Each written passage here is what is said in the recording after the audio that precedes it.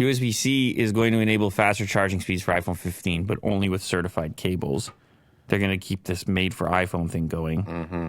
It's funny you bring up USB-C because I just shot that short with the USB-C AirPods. Okay. It's not out yet.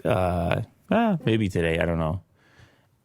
But it's just so convenient, obviously, USB-C on everything. Just like one cable, like never mind this rat's nest of having to keep some other proprietary cable around.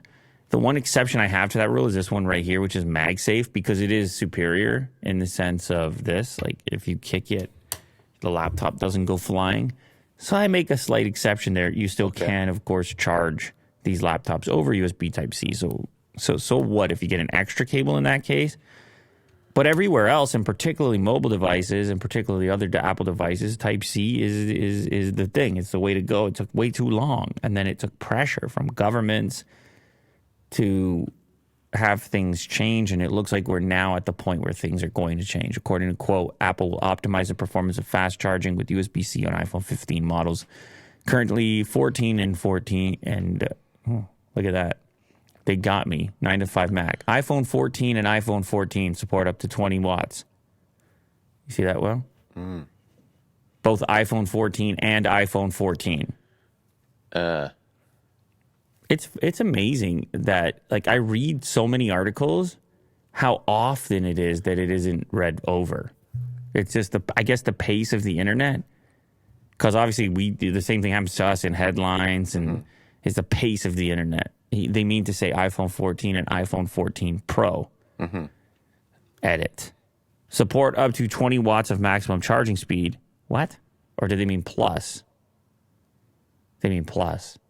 Because then they go on to say 20 watts of maximum charging speed, while the Pro models support up to 27 watts. So I presume they mean the two of the standard iPhone 14 and 14 Plus, and then the Pro and Pro Max are 27 watts.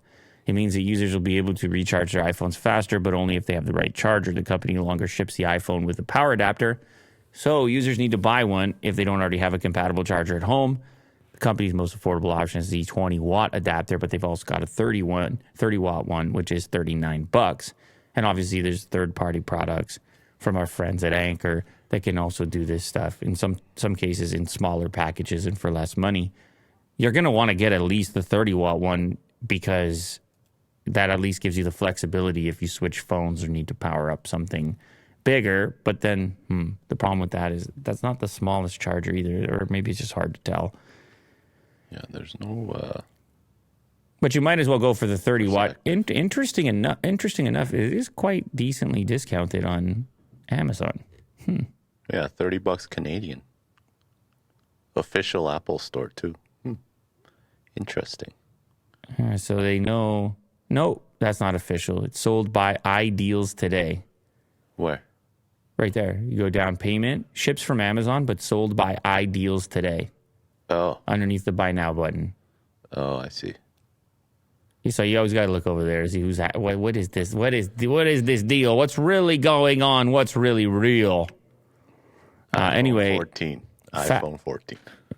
Fast charging is a must, and it could be even faster because, we goof around with all these super fast, especially at the high price points. Super duper fast charging. But USB-C is going to help with that. At least going to expedite the process here.